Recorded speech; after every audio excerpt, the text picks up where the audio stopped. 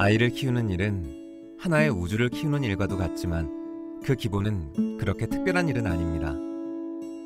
옹알이에 화답하고 우는 아이를 달래는 등 일상적인 과정을 통해 아이는 적절한 돌봄과 자극을 경험하며 자라게 됩니다.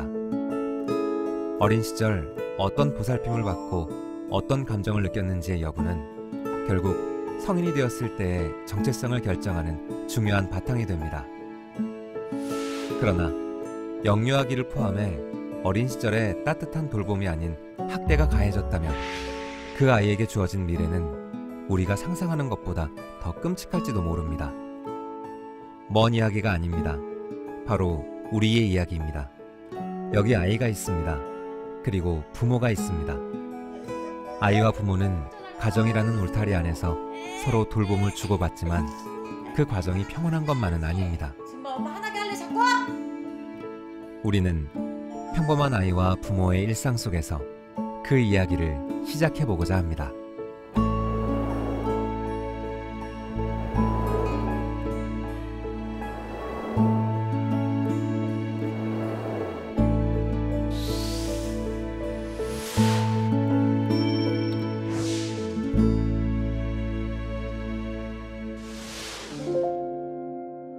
학대.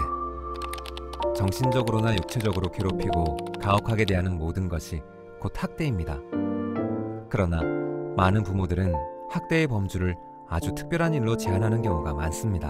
아동 학대하면 일단 학대라는 단어가 너무 세니까 가정에서는 흔히 일어난다고 생각 안 하고 되게 특별한 경우에 뉴스나 TV에서 보는 이야기. 애들을 그냥 일단 소리를 질러요. 이게 또 학대인 것 같기도 하고 체벌인 것 같기도 하고 잘 모르겠어요. 학대라고 하면 뭐 육체적으로 뭐 애들을 괴롭히거나 뭐 위해를 가하는 폭력? 뭐 요즘 하도 잔인한 것도 많아서 뉴스에서 그런 거 잔인함? 아동학대에 대한 인식이 희박한 상태에서 생기는 오해는 바로 집은 안전하다는 것입니다. 아이를 아끼는 부모가 아닌 상관없는 타인에 의해 심각한 아동학대가 저질러진다는 편견에 빠져 있기 때문입니다. 그러나 사실은 그렇지 않습니다. 일상적인 통계를 살펴보면 78% 정도에서 항상 80% 정도는 가정 내에서 이루어지고 친부모에 의한 학대가 주를 이루고 있습니다. 우리나라 같은 경우는 영유아 같은 경우는 엄마에 의한 학대가 훨씬 더 많은 퍼센테이지를 차지하고 있지만 일반적인 학대는 대부분 아버지에 의한 학대가 이루어지는 경우들이 많은 통계를 차지하고 있는 것으로 나타났습니다. 실제로 아동학대 가해자의 76.8%는 부모였고 타인이 아동학대를 저지른 경우는 겨우 1.3%에 지나지 않았습니다. 또 하나 놀라운 사실이 있습니다. 아동학대 가해자의 76.8%를 차지한 부모 중 친부모 가해자는 무려 55.8%에 달합니다. 어떻게 해서 이런 일이 벌어지게 되는 것일까요? 왜 이렇게 친부모가 아동학대 가해자가 많이 되는 것인가를 곰곰이 생각을 해보면 바로 본인들은 그게 사랑의 매라고 착각을 하는 것 같습니다. 친부모가 자기 자식을 잘못되게 하려고 하는 사람은 없잖아요. 그러니까 나름 자기는 이 방식이 옳다고 생각하시는 것 같습니다.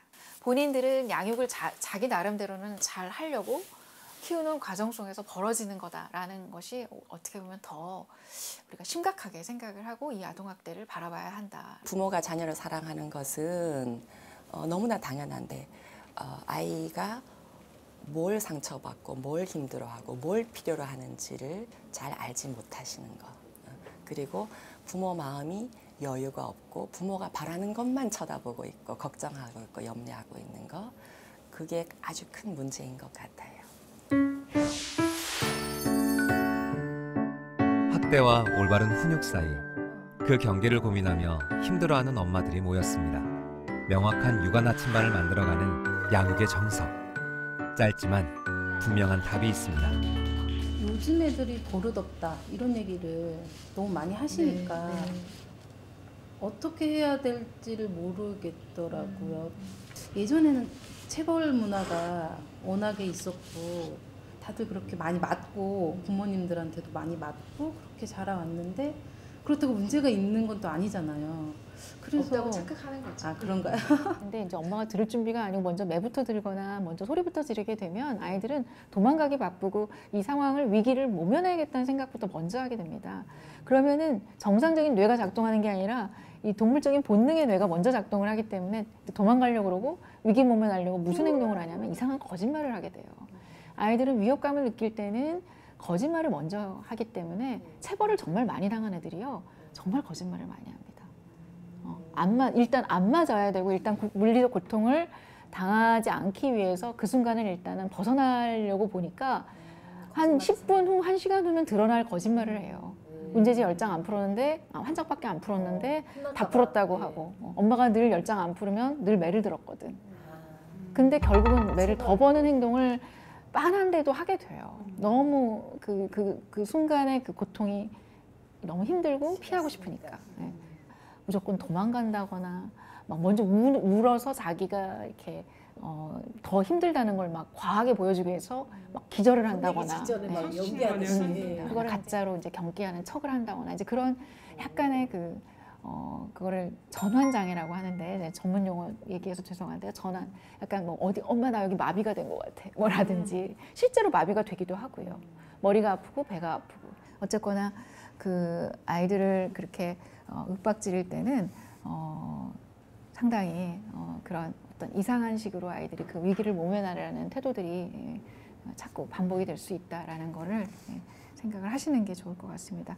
매우 우울하거나 위축된 아이로 자랄 수도 있고 매우 자신감이 없고 또 체벌을 피하기 위해서 폭력을 피하기 위해서 거짓말이 일상화되는 그런 그래서 리플리 증후군이라 그래서 자기가 어떤 벌을 면하기 위해서 그런 당장에 올 어떤 뭐라 그러죠? 폭력을 피하기 위해서 그냥 거짓말을 달고 사는 사람들이 있어요.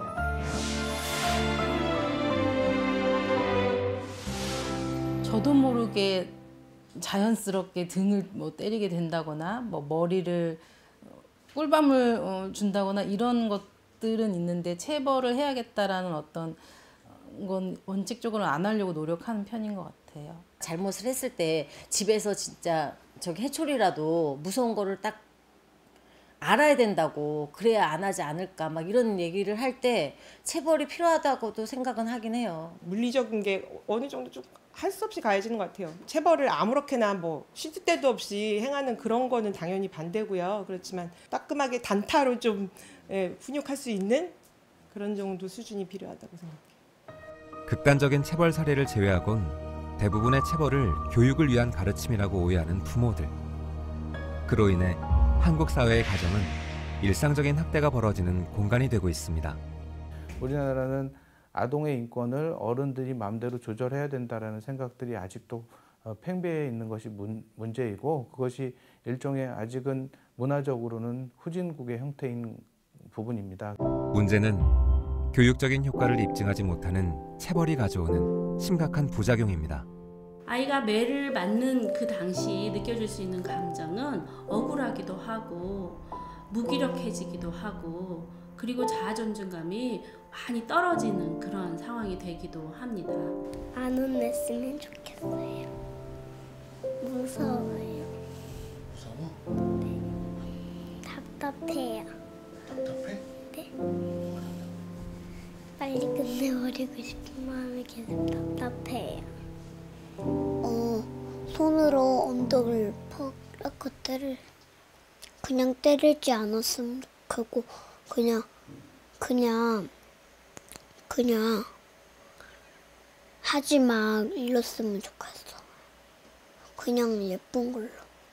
아이들은 체벌을 자신의 잘못에 대한 부모의 정당한 행동이라고 생각하지 않습니다.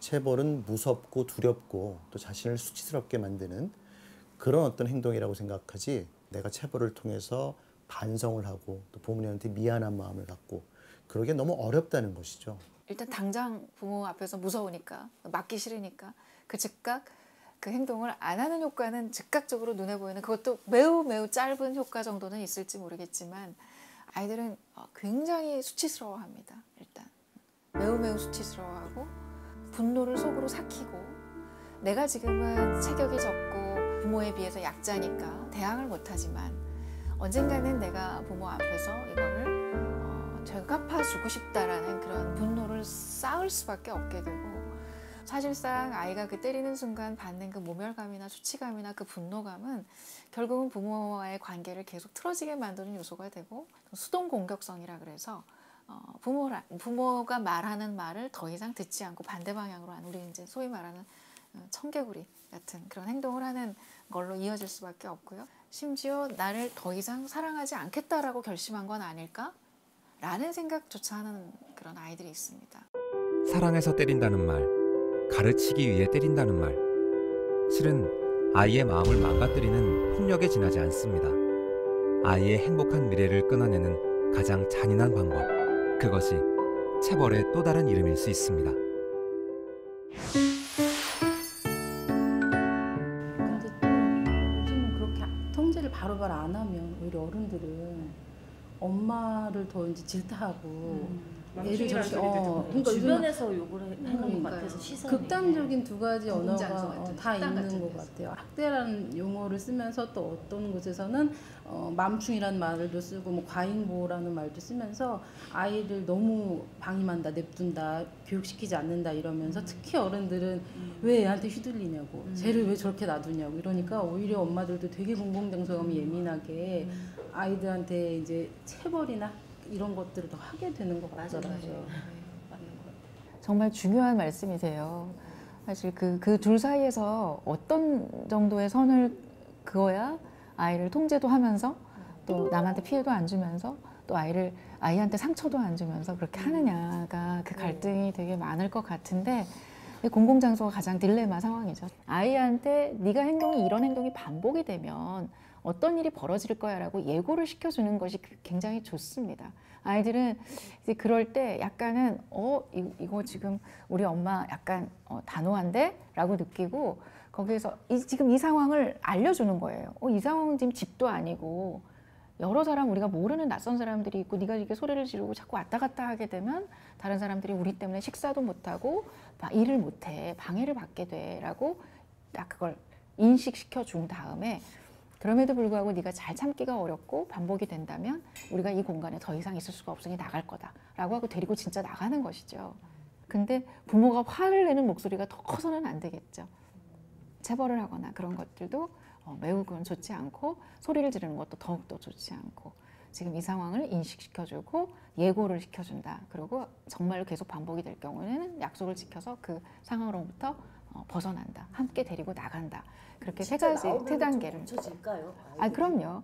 나오면요, 아이들은 또 덜합니다. 왜냐하면 엄마랑 단둘이 있잖아요. 이제 그러면 또 덜해요. 애들이 공공장소에서는 엄마가 나를 단호하게 못할 것이다라는 약간의 생각 때문에 더 막 이제 막 더 산만하게 하고 더 좀 말을 안 듣는 경향들이 있고, 약간 그 상황을 이용하는 것도 애들 마음속에는 조금 있기 때문에 또 데리고 나와서 단호하게 하면 또 의외로 애들이 괜찮아져요. 애는 오히려 엄마가 단호하고 평정심을 잃지 않고 조곤조곤 말하는 모습을 보면서 더 애가 딱 그렇게 좀 정신을 더 차리게 된다 그럴까요? 더 엄격함을 느끼고 더 행동을 조절을 하게 되거든요.